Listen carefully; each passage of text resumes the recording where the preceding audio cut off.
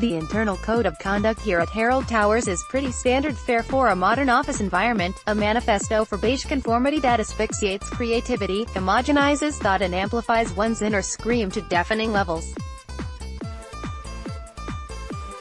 Such casual totalitarianism generally operates under the delusion that, without order, there is chaos. To avoid such disruption in the galleys, we are told don't drink, don't drug, don't smoke, don't smell, comb your hair, put your genitals away, shave, turn up on time, keep your opinions to yourself, 1 minute for a pee, 5 for a poo, don't hide your cans of Stella in the disabled toilet cistern and try not to kill anyone. Human resources, such bleakly Orwellian terminology, remain the amateur anthropologists of capitalism, operating their unmalleable diktat under the false premise that employees are simply shaved apes, wired to cause havoc without someone else's moral framework tattooed onto their brains. Molding drones, then wondering why there's no innovation or ideas, has doomed many a business. Yet there's one supposedly forward-thinking company that really believes our species is in need of hardcore reprogramming.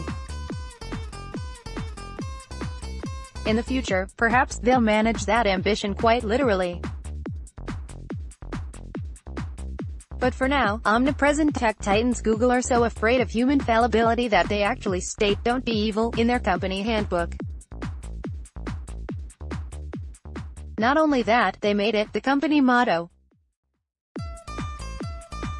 In fact, so ingrained was this mantra within Google HQ in California that it also served as the Wi-Fi password on those wee bullet shuttles which transport employees from ball pit to ThinkPod. Despite a jungle gym's work environment designed to infantilize and pacify, the moderation of discontent is currently not going to plan at Google.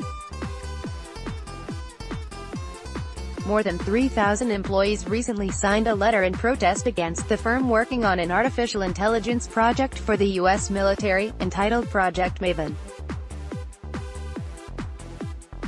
This controversial endeavor uses state-of-the-art image recognition software to sift through countless hours of drone video footage to identify objects of interest for the Army. The whole stooshy has so far led to the resignation of around a dozen righteous employees. In a strongly worded petition, the more woke members of the workforce put their kale smoothies and phones down for long enough to write, "We believe that Google should not be in the business of war."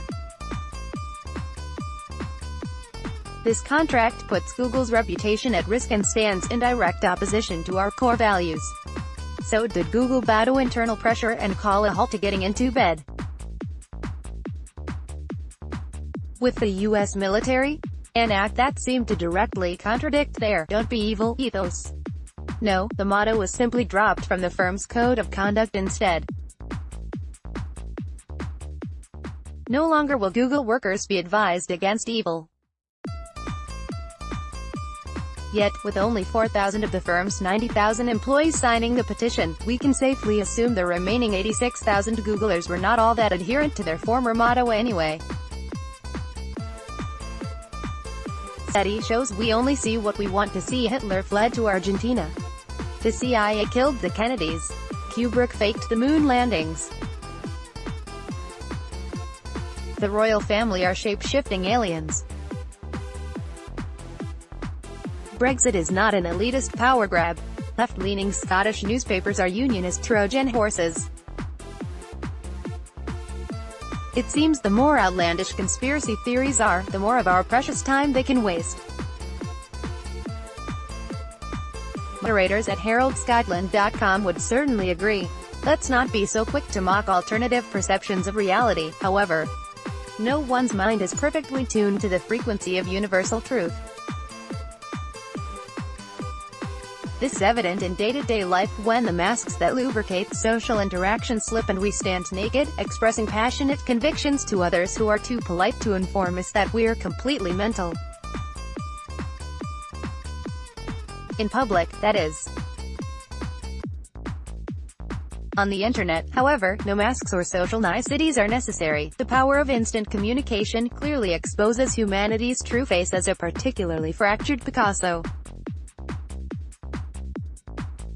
This melting pot of simmering it stews a collective paranoia with zero nutritional value, one example being recent online accusations that Herald chief reporter David Leask is actually an MI5 plant.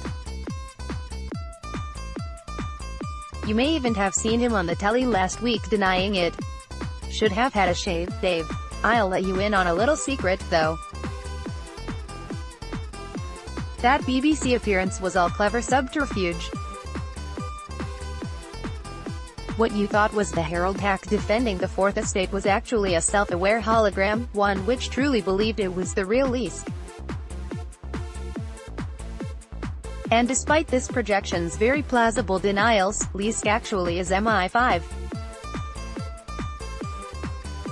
For the simple reason that he is the only true consciousness in existence. It could be said Leask is every MI5 agent. He is also you and I, and the Alpha and the Omega. David Leask's true form resides somewhere outside of space and time, where he watches all his cosmic artworks play, infinitesimal splatters from an inexhaustible palette. We are but sparks thrown from the eternal flame of Leask, an endless succession of self-aware creations scorched onto the fabric of space-time. Stars are his neurons firing, and black holes capture not light but Leask thoughts. The expansion of the universe is simply the grand tapestry of Leask rolling out across infinity like an endless J. This is all true because I believe it.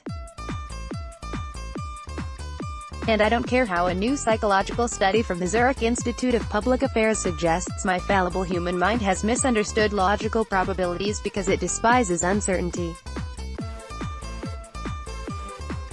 Apparently, my faith in David Leask is born of a psychological desire to apply personal bias to explain unlikely and complex events without having any facts or evidence at hand. Like a stop clock, it seems Michael Gove could have once been correct that the popularity of conspiracy theories proves we have truly had enough of experts and facts. That the only truth that matters is the one we personally cultivate, especially when these constructs are validated by other lonely voices searching for congregations in the digital fog. The new study, published in journal Applied Cognitive Psychology, involved 2,200 participants and 5 rather interesting experiments. In one, folk were asked to read fictional news stories, Behave, involving a journalist having a heart attack, again, Behave. It was only a thought experiment, no hacks were harmed, so put down that meal deal kava.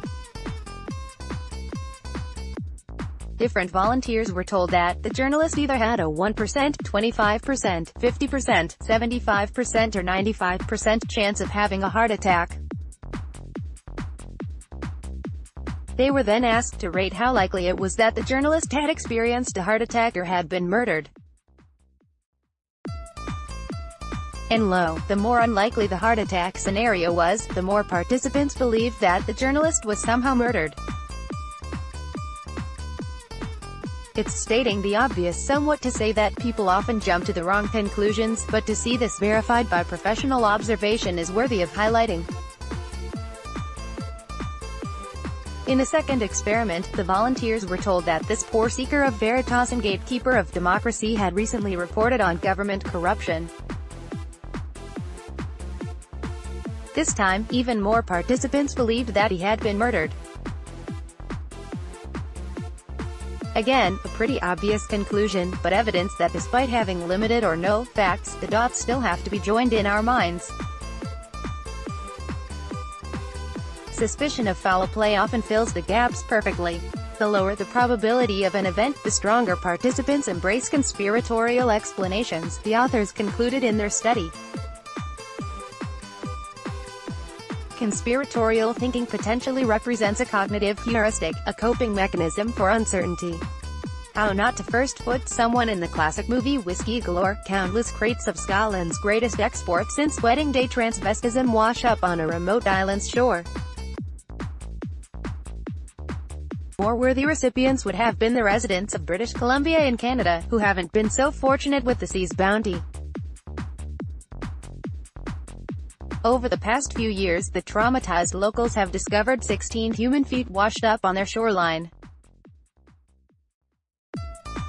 This modern-day mystery was rebooted last week when the 16th foot was discovered, like all the rest, macabrely entombed inside its former owner's running shoe.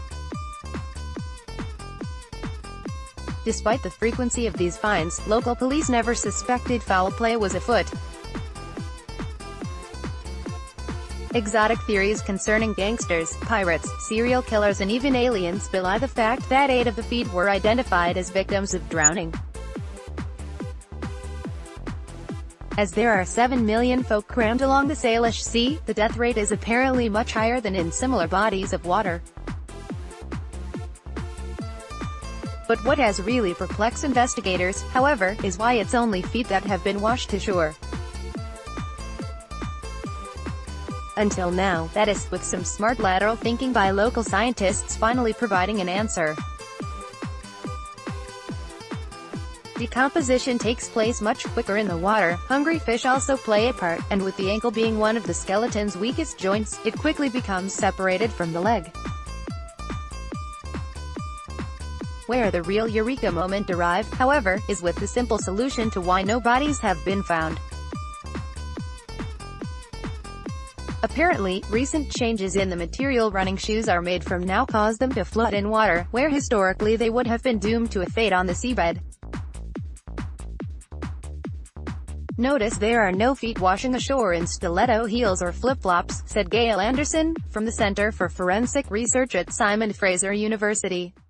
So it seems if you're not wearing new trainers when you drown, you are likely remain a lost soul forever.